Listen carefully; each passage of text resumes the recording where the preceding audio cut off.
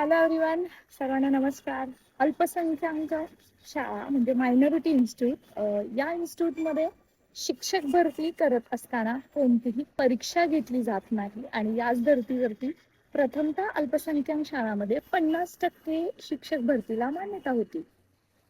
नवीन जी R जो आलेला आहे 26 सप्टेंबर 2024 त्यानुसार अल्पसंख्याक शाळांमध्ये मग या शाळा 1 ते 12वी पर्यंत असतात आणि त्याच्यामध्ये वास्तविक पाहता मुंबईमध्ये जवळपास 56% शाळा ह्या अल्पसंख्याक आहेत.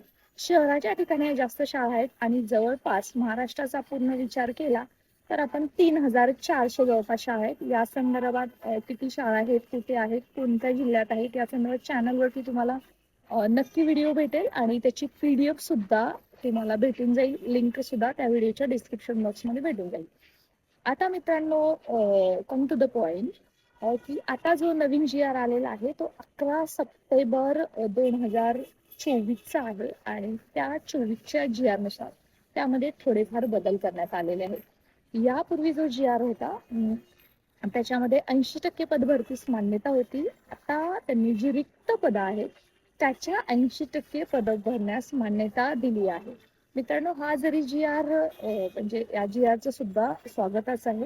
प्रथमतः जी 80% पदं होती अर्थातच रिक्त पदाच्याच 80% असणार आहेत. आता सुद्धा त्यांनी तसंच थोडंफार फक्त शब्द बदलून दिलेला आहे. मग याचा आपल्याला फायदा काय? तर मित्रांनो, हे लक्षात घ्या, ह्या ज्या शाळा आहेत त्या काही अनुषंगानं पैसे सुद्धा आकारतात शिक्षक भरतीसाठी, शिक्षकांच्या जागेसाठी.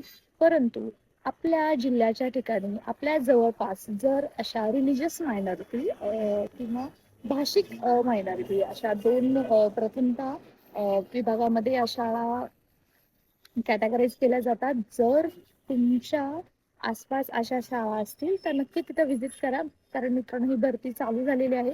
त्यांची फक्त ऍड येते आणि कधी भरती होते ते कळत नाही. त्यासाठी सतत फॉलोअप घेतला तर मात्र विदाऊट डेट देता ही तुम्हाला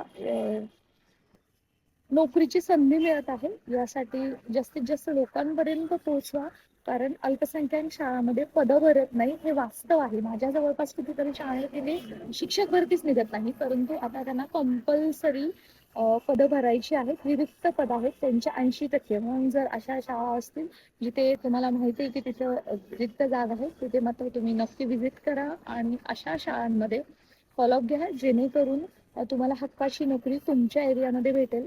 ते तर होणारच आहे, झालेली सुद्धा आहे, परंतु ही नोकरी आहे ती हक्काची असते आणि त्यासाठी सर्वांपर्यंत पोहोचवा, कारण आपल्याला याचा